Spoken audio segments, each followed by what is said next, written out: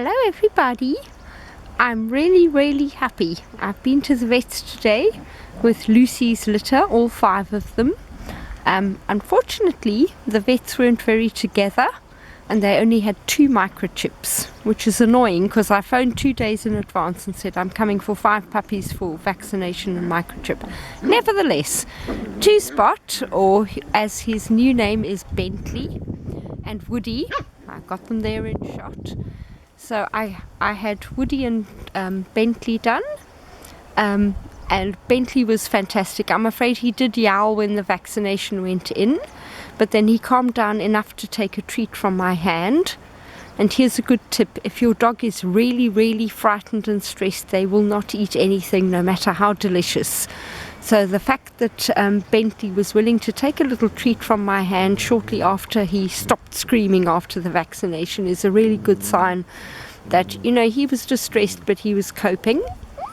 And Woody, what an absolute star, because I got there and he was the one I took out, and then the vet said, oh, I wasn't expecting 5 puppies, I'm going to have to go and fetch, you know, 5 doses of vaccination. And again, I was really peeved because I'd phoned 2 days before and said I'm bringing 5 puppies in for vaccination and vet check and microchipping. So why on earth a great big veterinary hospital like that only had 2 microchips left when they knew I was coming? So that was annoying. However, we did Bentley and we did Woody, and while we were sitting around waiting for the vet to go and collect vaccinations and microchips and puppy booklets, Woody was on the examination table and he just fell asleep. The vet was so impressed. She even put, you know, he's in lovely condition, no concerns. Bentley sadly had a tiny umbilical hernia, which again is absolutely, it's not a big health issue. It won't affect the quality or quantity of the dog's life. It's not painful, it's not dangerous. It's a bit like, you know, looking at your belly button and saying, is it an innie or an outie? It's an outie, and the little hole is about 1 millimeter big. But I always discuss this with the owner, and, you know, if it's a deal breaker for them, it's a deal breaker for me, and then I give money off the price to compensate for the fact that when you have the dog neutered, they will add an extra 50 quid onto the bill and they'd quickly repair the hernia. But I'm so delighted with my puppies. They've been wormed and fleed, and then tomorrow I will take the remaining 3 back to the vet for their vaccination and microchip. Everybody's happy and good to go. Everybody has good bowel movements, and at the risk of offending everybody, I want to show you what beautiful poops your puppy has. Aren't those beautiful? They're firm, they're not smelly, and they're not very big. The advantages of giving your puppy some raw meat. Okay. They're all just doing so well. I could not be more delighted with these 2 litters of puppies. Aren't they wonderful? I think actually, exhausted and stressed though I am, I'm actually really going to miss these puppies. I think the house will feel very empty, so I'm going to be quite grateful that Teddy Jeffrey's owners are going on holiday, and Teddy Jeffrey is coming back to me for a week's boarding and training while they're away. I'm going to have about 2-day gap between puppies going and Teddy Jeffrey coming back, and I think it's just right. It's just long enough for me to, you know, bleach the whole house, have a day in bed eating chocolate, and then realize that lying in bed eating chocolate isn't nearly as much fun as it used to be, because compared to having puppies, it isn't much fun at all. But please, I confess to a certain amount of exhaustion and burnout. So please, if you want to communicate with me, an email or a phone call is fantastic. Texting is an absolute nightmare. I do not have a smartphone, so every letter I have to push the bleeding, sodding little button 3 times. And I have to first find my glasses before I can even read the text. So I'm afraid texting is definitely not my favorite mode of communication. I did once get a smartphone, and it took me 6 months to learn how to turn it on, and then I gave it to my daughter and thought, this really isn't for me. But all puppies thriving. The bigger litter, Lucy's litter, the white ones and Woody, have all been wormed and fleed. I've got my contracts of sale ready. I've got my puppy information sheets ready. So for those of you who are going to be picking up soon, and I mean of Lucy's litter, I mean Bentley, Chester, Buddy, and Teddy Jeffrey. See, I told you I was stressed and exhausted. My memory is absolutely shot. My children keep teasing me about Alzheimer's, and quite frankly it's not really funny anymore. But I'm sure when I'm adequately rested, my memory will return. So anyway, all of you, there's going to be a puppy information sheet. It will tell you when your puppy was flead and wormed and with what width. Your vet will tell you when they need to be flead and wormed again and what width. You're going to get a little booklet that shows that the vet has checked eyes, ears, tummy, heart. With the 2 that have been checked, no heart murmurs. Bentley had a little umbilical hernia. I've checked all the other puppies. I can't feel any hernias on them, but again, I'm not a vet. It's my opinion that they're all doing really well. Last night, one of this litter had a squiffy bottom. So I've been feeding them little bits of Dentastix, and there's a tip for you. A Dentastix will, let's put it tactfully, bind a puppy up somewhat if its bowels are a bit loose. And I'm now getting very anxious about all the people who are about to pick up. Are you adequately prepared? Is the puppy adequately prepared? Is everything going to be okay? Because to me, the result is partly when the money lands in the bank, but the result is mostly when I know the puppy is integrated into its new family happily. So I experience a great deal of anxiety in the last week before puppies go. So if I talk a lot and, batter you with tons of advice, please forgive me.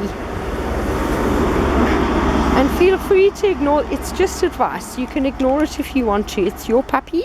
Once you get it home, you may do whatever you like with it. But if you want it all to work and to be relatively easy, then these are my top tips and suggestions for you. Okay? I've spoken about the first night where you put the crate next to your bed and you give dead hand when the puppy stirs and whimpers and it goes back to sleep. My puppy information sheet has information on house training. All your puppies come when called. All your puppies know that toileting outside is worth 50 quid and toileting inside is worth nothing. All your puppies are healthy, vigorous, lively, energetic. Do I need to say more? Teddy Jeffrey has got over being anxious by a long chalk. Woody is still by far the most assertive puppy. So I say to Paul, do not be afraid to say no to this puppy. It absolutely doesn't bother him. Shy, retiring puppies, I say to people, don't say no too often, and when you say no, say it gently. To Paul, I say, if Woody needs you to say no, say no. I know there's a lot of talk about never doing anything, never saying no to your puppy, never doing anything aversive to your puppy.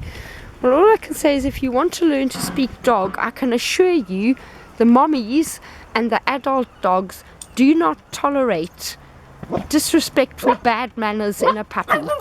They put their hand like this and you tap it towards the puppy's shoulder and you go ah, ah, ah, and that will stop your puppy, whatever you think they should not be doing. And I notice these puppies, especially in the first 15 minutes when they're really, really lively, they walk along and they actually bite at your legs.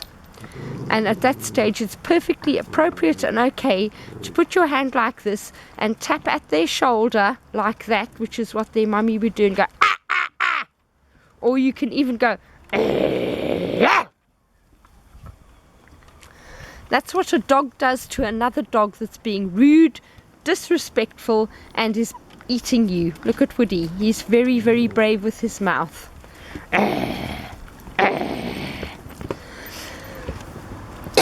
If you speak to your dog in a language it understands, You won't have to spend hours teaching it to understand your language. And I can assure you that's exactly what the mummies do to disrespectful puppies. Okay? They growl and then they go towards the shoulder, except they go towards the shoulder. Your puppy totally understands that noise.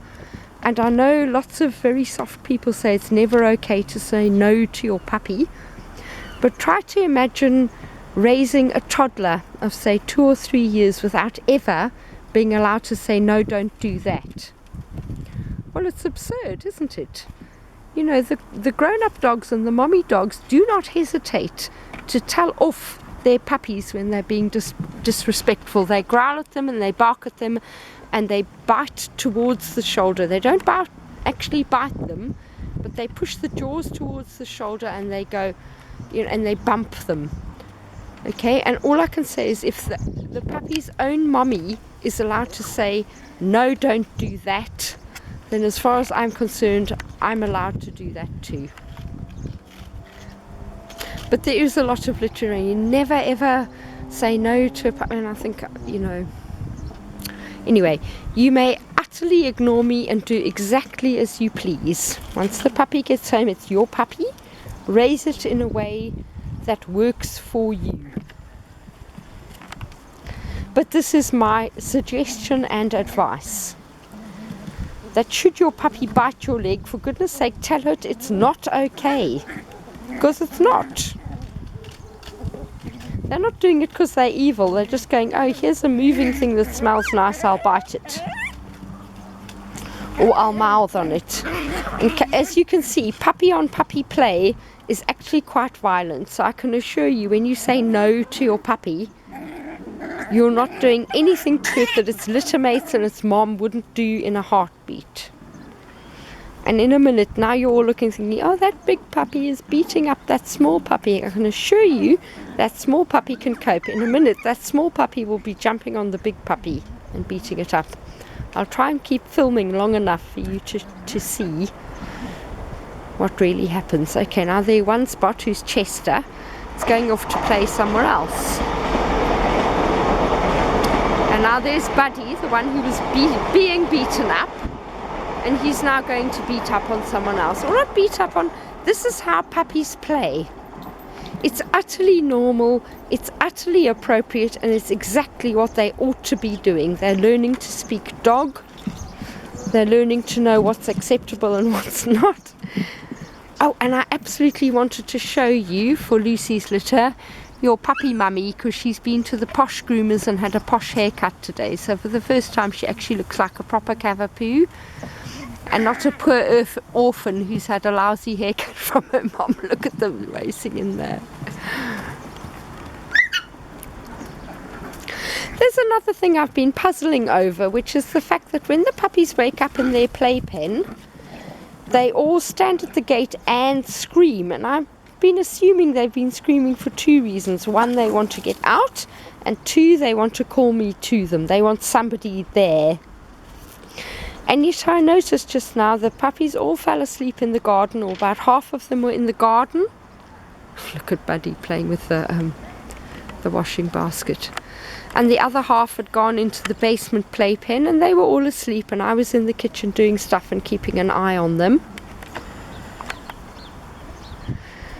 And at some stage they all kind of woke up. The ones that were in the garden woke up and they kind of pottered around the garden and they went back to sleep. The ones that were in the playpen, 2 of them trotted out of the playpen in the basement, wandered around the garden, weeded and pooped, and then fell asleep in the garden.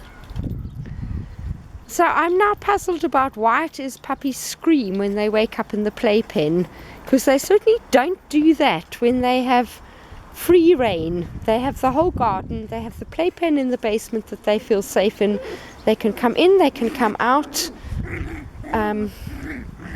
And I'm thinking maybe we should go back to like the old days and have a kennel in the garden. After all, it is summer.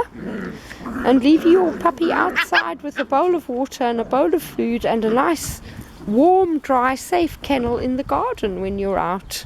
I'm just speculating, but I'm always absolutely striving to find ways of making integrating a puppy into your life easier. And I have a horrible instinctive feel that all our use of crates and playpens, you know, I'm just not sure if it works. I mean, I love having a playpen because, you know, sometimes I have to go shopping and have to take my grown-up dogs for a walk, and, you know, I leave my puppies in a playpen, and I notice I come home from shopping or a dog walk, I spy on them through the window, and I see puppies either fast asleep or puppies playing with each other perfectly happily in the playpen. And then the minute I open the front door and they hear me, they all start scratching at the bars and screaming, and I mean screaming in a way that sounds like temper tantrum to me rather than actual distress. Though obviously it can be just, you know, nobody's happy while they're having a temper tantrum, but it's not, you know, I feel like I'm dying and I need somebody. I'm really annoyed that I'm stuck in here when I want to get to you, or I'm stuck in here when I want to go to, you know, to the garden, or I'm stuck in here when I want to interact with everybody. I also noticed the mommy dogs actually do not react when puppies stand at the gate of the playpen and scream. So I thought that's interesting.